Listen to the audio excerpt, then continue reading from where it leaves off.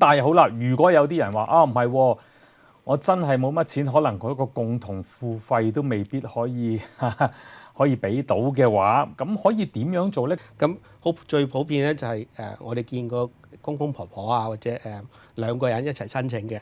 咁佢咧就加埋咧，因為可能佢之前做工可能低收入嘅緣故咧，咁所以攞社會安全金嗰時可能攞得低啲嘅。咁佢兩個咧就加埋只係攞2000蚊嘅。即係而家你講緊呢個個案啦。嚇，呢個個案2000蚊嘅嗰個社會安全金嘅。咁佢仍然都要俾嗰個65歲咧都要俾嗰個叫做紅藍白卡嗰個 Part B 嘅。咁2025年咧，嗰個係每個人每個月咧就185蚊嘅。係嚇，睇到呢個圖，而家係畫面嘅呢個圖啦，就係話佢哋2000蚊，即係兩個加埋係2000蚊嘅。咁減咗20蚊嗰啲個標準限額嘅啫。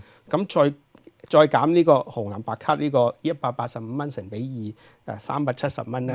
咁佢個總收入咧就係1632蚊嘅。唔過啦，咁樣就咁唔過啦，啱啱唔過啦。呢個好 straightforward 啦。呢個其實好多呢咁嘅例子嘅。